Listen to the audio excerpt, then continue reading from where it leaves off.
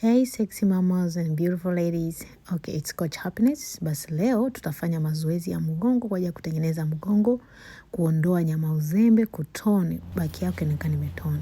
Haya, kwa kutumia kifaa hiki kimoja, tutaanza kwa kufanya zoezi lifuatalo. Hii ni zoezi zuri sana ambayo itakusaidia wewe kuchonga mgongo wako vizuri sana. Yaani ni mgongo wote kwa nyuma, kuondoa nyama kuanzia kwenye kiuno kupanda juu. Hakikisha una control movement zako.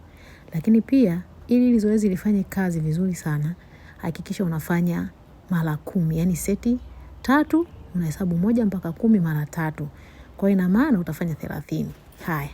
Zoezi lako la pili, hakikisha unahamisha hicho kifaa ni juu. Hii utakwenda kufanya ni tricep kwa ajili ya mkono wa nyuma.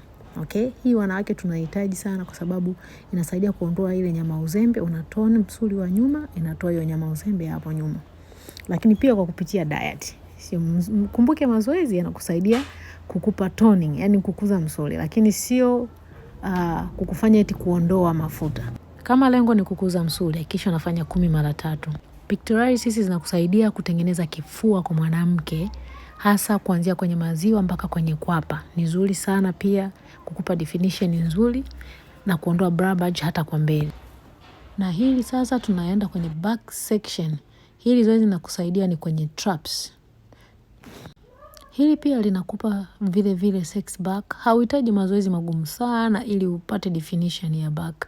Kwa kutumia tu kifaa unaweza kupata sex back, ni kama hivi ilivyo. Unaweza kuvaa backless dress kama hivyo. Lakini pia ukiwa unajua una nyama mgongoni au mgongo ambao hauna definition, haupendezi hata ukivaa backless dress. Jamani, kwenye masherehe back inamata kabisa na kiuno inatakiwa kikae mahali pake. Hizi naziita ni resistance shoulder press, ni nzuri sana. Zitakusaidia kukupa definition nzuri ya kwenye shoulders na kutoni shoulders zako. Thank you and don't forget to subscribe.